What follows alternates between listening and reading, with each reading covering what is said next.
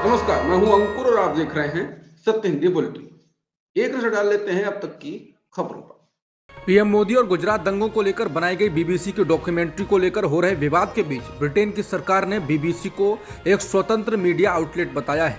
प्रधानमंत्री ऋषि सुनक के प्रवक्ता ने कहा, बीबीसी के आउटपुट पूरी तरह स्वतंत्र है, लेकिन हम भारत को जबरदस्त अहम अंतर्राष्ट्रीय साझेदार मानते हैं। इस रिश्ते को मजबूत करने के लिए हम और जोर लगाएंगे। बता दें, बीबीसी की इस डॉक्यूमेंट्री पर भारत में सोशल मीडिया साइट्स पर साझा करने पर रोक लगा दी गई है। भारत ने इसको झूठा और निराधार बताया है। भारत के विदेश मंत्रालय ने कहा था कि डॉक्यूमेंट्री में वस्तुनिष्ठता का अभाव है और ये एक जबरदस्त औपनिवेशिक मानसिकता को दिखाती है। द हिंदू की रिपोर्ट के अनुसार मंगलवार को ब्रिटेन के विदेश सचिव ने भी ब्रिटेन संसद को बताया था कि उन्होंने डॉक्यूमेंट्री और अन्य मुद्दों पर चर्चा के लिए भारतीय उच्चायुक्त से मुलाकात की थी। अडानी ग्रुप जहां एक और हिंडनबर्ग की रिपोर्ट आने के बाद परेशान है, तो इस बीच बांग्लादेश ने भी मुश्किलें बढ़ा दी हैं। बांग्लादेश और अडानी पावर लिमिटेड के बीच हुए बिजली खरीद समझौते पर विवाद खड़ा हो गया है। दरअसल बांग्लादेश की मीडिया रिपोर्ट्स के अनुसार बांग्लादेश ने अडानी की कंपनी से मांग की है कि वो बिजली खरीद समझौते को संशोधित करे, वरना वो इस समझौते को रद्द कर देगा। बांग्लादेश का कहना है कि अडानी ग्रुप उसको जो बिजली दे रहा है वो कीमत अंतर्राष्ट्रीय बाजार की कीमतों से बहुत ज्यादा है। दरअसल बांग्लादेश पावर डेवलपमेंट बोर्ड यानी बीपीडीबी ने झारखंड के गोड्डा में कोयला आधारित बिजली प्लांट से 25 वर्ष के लिए 1496 मेगावाट बिजली की आपूर्ति के लिए नवंबर 2017 में समझौता किया था। इस बिजली खरीद समझौते पर ढाका में दस्तखत किए गए थे। यूएनबी की रिपोर्ट में कहा गया है कि बीपीडीबी का पत्र समझौते की समीक्षा के लिए एक औपचारिक अनुरोध है। इस प्लांट से मार्च से बांग्लादेश को 750 मेगावाट का निर्यात शुरू होने की उम्मीद है। बांग्लादेश की यूएनबी मीडिया रिपोर्ट के अनुसार अडानी पावर ने बीपीडीपी से $400 प्रति मीट्रिक टन के कोयले की कीमत बताते हुए एक डिमांड नोट जारी करने का अनुरोध किया, जबकि बीपीडीबी के अधिकारियों का कहना है ये कीमत वैश्विक बाजार की वर्तमान कीमतों से अधिक है। बांग्लादेश के एक अधिकारी ने कहा, यह कीमत $250 प्रति मीट्रिक टन से कम होनी चाहिए, जो कि हम अपने अन्य थर्मल पावर प्लांट्स में आयातित कोयले के लिए भुगतान कर रहे हैं। इसी को लेकर विवाद हुआ है। अडानी समूह की कंपनियों के शेयर गुरुवार को भी धड़ाम गिरे। अधिकतर कंपनियों का शेयर लोअर सर्किट पर बंद हुआ है। समूह की सबसे प्रमुख कंपनी अडानी एंटरप्राइजेज में भी आज लगातार दूसरे दिन बड़ी गिरावट आई।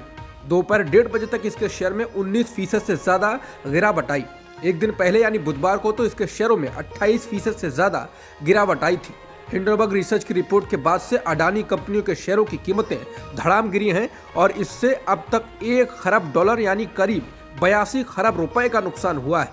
ये गिरावट अब कई कंपनियों में 40% से ज्यादा हो गई है। हिंडनबर्ग अमेरिका स्थित निवेश रिसर्च फर्म है जिसे एक्टिविस्ट शॉर्ट सेलिंग में महारत हासिल है। हिंडनबर्ग रिसर्च ने उद्योगपति गौतम अडानी की कंपनियों पर स्टॉक में हेरफेर और लेखा धोखाधड़ी का आरोप लगाया है। रिपोर्ट में कहा गया है कि हमने अपनी रिसर्च में अडानी समूह के पूर्व वरिष्ठ अधिकारियों सहित दर्जनों व्यक्तियों से बात की, हजारों दस्तावेजों की जांच की और इसकी जांच के लिए लगभग आधा दर्जन देशों में जाकर साइट का दौरा किया। ये रिपोर्ट अडानी समूह की प्रमुख कंपनी अडानी एंटरप्राइजेज की 20,000 करोड़ रुपए की फॉलो ऑन शेयर बिक्री से पहले आई। समूह का एफपीओ 31 जनवरी को बंद हो गया। हालांकि तय समय में ये पूरी तरह सब्सक्राइब हो गया था, लेकिन इस बीच ग्रुप ने शेयर बाजार में उथल पुथल के बीच अपने एफपीओ को वापस लेने यानी रद्द करने की घोषणा कर दी। अडानी एंटरप्राइजेज का एफपीओ रद्द होने के बाद गौतम अडानी ने वीडियो बयान जारी कर इसके पीछे का कारण बताया है। अडानी ने वीडियो संदेश के जरिए कहा, हमारे एफपीओ पूरी तरह सब्सक्राइब होने के बाद इसे वापस लेने के हमारे फैसले ने कई लोगों को हैरान कर दिया होगा, लेकिन कल बाजार की हालात देखकर हमारे बोर्ड ने समझा कि एफपीओ के साथ आगे बढ़ना नैतिक रूप से ठीक नहीं होगा। उन्होंने कहा कि एक कारोबारी के तौर पर मेरे 4 दशक के सफर में मुझे सभी स्टेक होल्डर्स और खासकर निवेशकों का भरपूर समर्थन मिला। मैंने जीवन में जो कुछ भी पाया है वो आपके भरोसे के कारण ही पाया। मेरी सफलता आपकी है। मेरे लिए मेरे निवेशकों का हित सर्वोपरि है, सब कुछ उसके बाद है। उन्होंने कहा कि निवेशकों को संभावित नुकसान से बचाने के लिए हमने एफपीओ वापस लिया है। भारतीय रिजर्व बैंक यानी आरबीआई ने भारतीय बैंकों से अडानी समूह की कंपनियों में उनके निवेश के बारे में विवरण मांगा है। सेबी भी कथित तौर पर जांच में जुट गई है। रॉयटर्स न्यूज एजेंसी और सीएनबीसी ने खबर दी है। आरबीआई और सेबी तभी जागी जब शेयर मार्केट में पिछले सप्ताह से अडानी समूह के शेयर डूब रहे हैं और इस ग्रुप को करीब $100 बिलियन का नुकसान अभी तक हो चुका है। दो अंतर्राष्ट्रीय प्राइवेट बैंकों सिटी ग्रुप वेल्थ और क्रेडिट स्विस ने अडानी समूह की सिक्योरिटीज पर रोक लगा दी है। भारत सरकार ने अभी तक औपचारिक रूप से किसी जांच का आदेश नहीं दिया है या उसकी घोषणा नहीं की है। अडानी ग्रुप के खिलाफ जांच के मुद्दे पर केंद्र की मोदी सरकार बुरी तरह घिर गई है। कांग्रेस ने आज गुरुवार को संसद के अंदर और बाहर इस पर हल्ला बोला। कांग्रेस ने कहा कि पार्टी के नेता राहुल गांधी समय समय पर सरकार को तमाम आर्थिक घोटाले की ओर संकेत करते रहे हैं, लेकिन सरकार उन आरोपों को मजाक में उड़ाती रही है। राहुल गांधी पिछले 1 साल से अडानी को लेकर सरकार को चेताते रहे। सरकार की चुप्पी रहस्यमय है। वो सदन में चर्चा से भाग रही है, बयान तक नहीं दे रही है, जांच नहीं करा रही है। कांग्रेस प्रवक्ता पवन खेड़ा ने आज गुरुवार को प्रेस कॉन्फ्रेंस में कहा कि कांग्रेस दृढ़ता से रेखांकित करती है कि राहुल गांधी सूट बूट की सरकार, हम दो हमारे दो और अब मित्रकाल के बारे में सरकार को बताते रहे। ये किसी विशेष उद्योगपति की बात नहीं है, ये गंदी व्यवस्था के बारे में बात है जिसे पीएम मोदी ने अपने चुनिंदा दोस्तों के लिए देश को लूटने के लिए खड़ा किया है।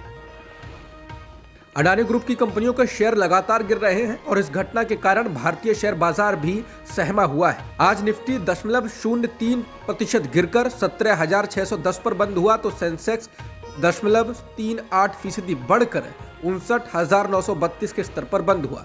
निफ्टी और सेंसेक्स के प्रदर्शन में अंतर केवल अडानी समूह के शेयरों के कारण है। अडानी ग्रुप की 2 कंपनियां अडानी एंटरप्राइजेस और अडानी पोर्ट्स निफ्टी 50 में से हैं, जबकि दोनों सेंसेक्स का हिस्सा नहीं है। रॉयटर्स के मुताबिक मोतीलाल ओसवाल फाइनेंशियल सर्विसेज के रिसर्च हेड सिद्धार्थ खेमका का कहना है कि अडानी के शेयरों में बिकवाली ने बाजारों में दहशत पैदा कर दी है। खेमका ने कहा कि जब तक अडानी ग्रुप का यह घटनाक्रम शांत नहीं होता है तब तक बाजार में स्थिरता नहीं होगी, खासकर रिटेल इन्वेस्टर्स के नजरिए से देखें तो। अडानी के खिलाफ जांच की मांग को लेकर संसद के दोनों सदनों में आज गुरुवार को जबरदस्त हंगामा हुआ, नारेबाजी हुई। स्पीकर ने विपक्ष को अडानी का मामला उठाने की इजाजत नहीं दी। हंगामे को बढ़ता देख संसद को शुक्रवार तक के लिए स्थगित कर दिया गया है। अडानी समूह के मामले में विपक्षी दलों ने अब उच्च स्तरीय जांच की मांग की है। कांग्रेस अध्यक्ष मल्लिकार्जुन खड़गे के नेतृत्व में विपक्षी दलों के सदस्यों ने एक संयुक्त संसदीय समिति यानी जेपीसी या देश के मुख्य न्यायाधीश के द्वारा नियुक्त पैनल द्वारा अडानी समूह की जांच की मांग की है। संसद के बाहर पत्रकारों से बात करते हुए खड़गे ने कहा, विपक्ष द्वारा पेश नोटिस हमेशा खारिज कर दिए जाते हैं। यही वजह है कि विपक्षी सदस्यों ने इस मुद्दे को एक साथ उठाने का फैसला किया। कांग्रेस नेता मल्लिकार्जुन खड़गे ने अडानी मामले में आज सदन के बाहर पत्रकारों से बात करते हुए कहा कि सरकार ऐसी कंपनियों को कैसे पैसा दे रही है, क्यों दबाव डलवाकर दिलवा रही है। एसबीआई, एलआईसी ने पैसे दिए हैं, हमको समझ नहीं आ रहा है कि ऐसा क्यों कराया गया है। इसलिए लोगों के हित को ध्यान में रखते हुए पूरा विपक्ष जांच की मांग कर रहा है। या तो जेपीसी जांच करे या सुप्रीम कोर्ट के नेतृत्व में जांच हो और हर दिन जांच की प्रोग्रेस जनता के सामने रखी जाए। इससे लोगों को भी पता चलता है कि लोगों की कमाई कहां गई, कहां तक बच गई। नहीं तो सारे लोगों का विश्वास बैंकों से उठ जाएगा। इसलिए लोगों के हित में हमारी मांग है कि इस पर चर्चा हो और जांच कराई जाए। सारी पार्टी के नेता हमारे साथ हैं। हिंडनबर्ग की रिपोर्ट के बाद अडानी ग्रुप के साथ सरकार भी घिरने लगी है। आज विपक्ष ने एक सुर में इसकी जांच की मांग की और सरकार को घेरा है। आम आदमी पार्टी के नेता और राज्यसभा सांसद संजय सिंह ने कहा, सारा विपक्ष एक आवाज में बात कर रहा है। जो घोटाला हुआ है उस पर सरकार जवाब दे। मोदी जी अपने मित्र को बचा रहे हैं। इसमें ज्वाइंट पार्लियामेंट्री कमेटी बननी चाहिए और उससे जांच करानी चाहिए, नहीं तो सुप्रीम कोर्ट के मुख्य न्यायाधीश की देखरेख में जांच होनी चाहिए। संजय सिंह ने कहा, कल को ये आदमी भाग जाएगा तो क्या करोगे आप? इनका पासपोर्ट जब्त करो। आम आदमी पार्टी के नेता और राज्यसभा सांसद संजय सिंह ने कहा है कि अमृतकाल में ये जो महा घोटाला किया है उसका नाम अडानी है, जो मोदी का करीबी मित्र है। आप नेता ने कहा कि अडानी के हवाई जहाज में पीएम चलते हैं, वो बीजेपी के खजांची हैं। अडानी विदेशों में फर्जी कंपनियां बनाते हैं, हजारों करोड़ों के अपने ही कंपनी के शेयर खरीदते हैं और लाखों करोड़ का कर्जा बैंकों से ले लेते हैं। आज एसबीआई, एलआईसी जैसों ने लाखों करोड़ों अडानी की कंपनी में लगा रखा है। इसमें जमा पैसा आम आदमी का है। किसी ने बेटी की शादी के लिए जमा किया, किसी ने घर बनवाने के लिए, बीमारी के लिए, वो सब परेशान है।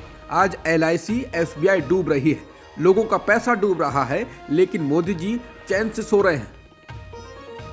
बीजेपी के लोकसभा सांसद रवि किशन ने अडानी को लेकर विपक्ष के हंगामे पर कहा कि बजट से कांग्रेस को कोई मुद्दा नहीं मिला तो वो अडानी के पीछे पड़ गए हैं। रवि किशन ने एक टीवी चैनल से बात करते हुए कहा कि इसे छोटी राजनीति कहते हैं, ये सिर्फ मुद्दा भटकाने का तरीका है। इससे दिखता है कि कांग्रेस के पास मोदी को परास्त करने का कोई तरीका नहीं बचा है। कल के बजट के बाद ये होना था, क्योंकि बजट के बाद लोग जय जयकार कर रहे हैं, इसलिए हमको पता था ये लोग बदमाशी करेंगे।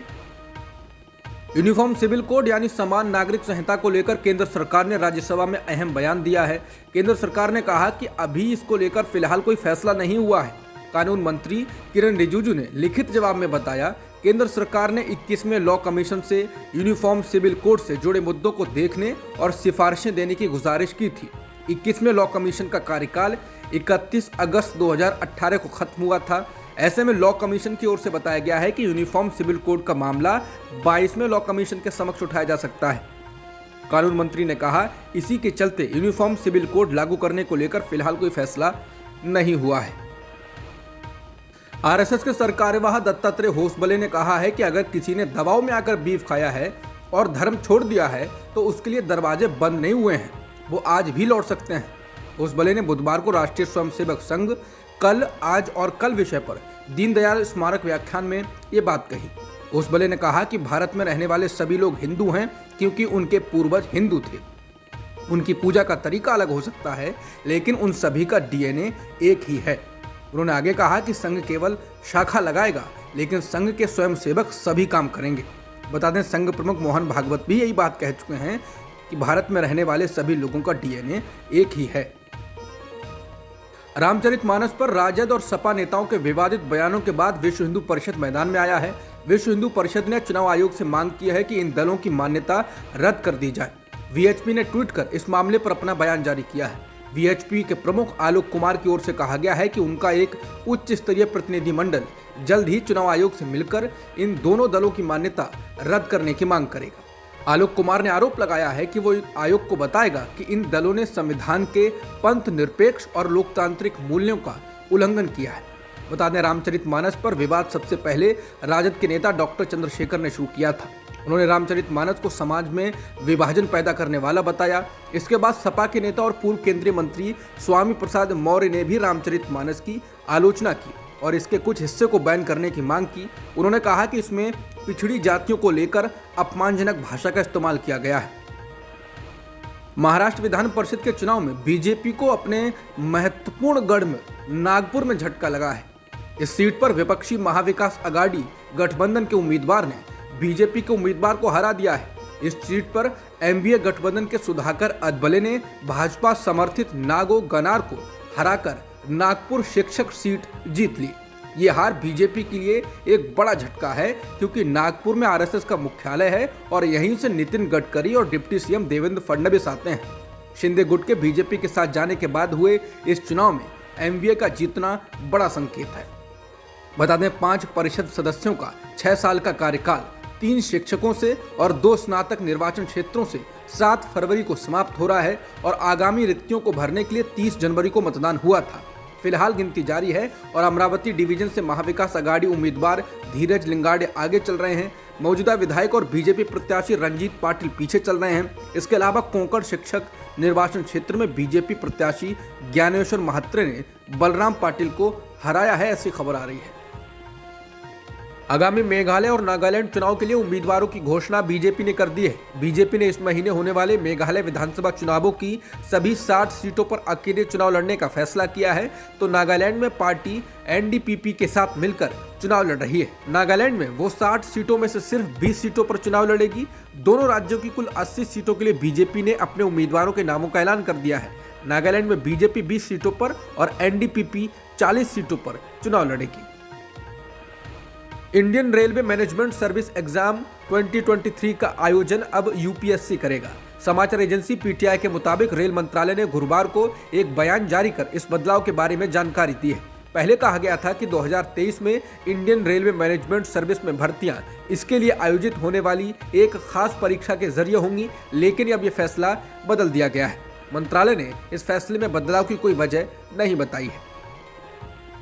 जम्मू कश्मीर के नरवाल में हुए बम धमाकों में पुलिस ने एक स्कूल शिक्षक से आतंकवादी बने आरिफ को गिरफ्तार किया है। पुलिस ने जांच के दौरान आरिफ के पास से एक परफ्यूम आईईडी भी बरामद किया है। पुलिस प्रमुख ने बताया ये पहली बार है जब केंद्र शासित प्रदेश में इस तरह का बम बरामद किया गया हो। अगर कोई इसे दबाने या खोलने की कोशिश करेगा तो आईईडी में ब्लास्ट हो जाएगा। हमारी विशेष टीम उस आईईडी को संभाल रही है।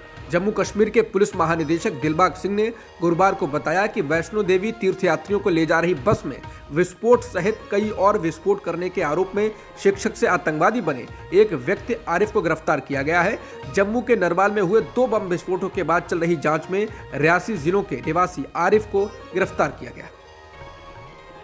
केरल के पत्रकार सिद्दीक कप्पन गुरुवार को आखिरकार जेल से रिहा कर दिए गए। वो उत्तर प्रदेश में 2 साल से अधिक समय से जेल में बंद थे। उन्हें 1 महीने पहले ही जमानत भी मिल गई थी, लेकिन उन्हें कुछ कागजी कार्रवाई में व्यवधान आने की वजह से रिहा नहीं किया जा सका था। उनको उन दोनों मामलों में पहले ही जमानत मिल चुकी थी जिनमें उन्हें आरोपी बनाया गया है। दूसरे मामले में जमानत मिलने के 1 महीने से अधिक समय बाद लखनऊ की एक विशेष अदालत ने बुधवार को उनकी रिहाई के आदेश पर हस्ताक्षर किए थे।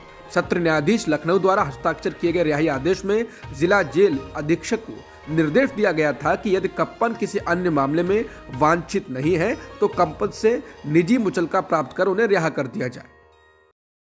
अब तक की खबरों में इतना ही। बाकी खबरों के लिए बने रहिए सत्य हिंदी के साथ। नमस्कार।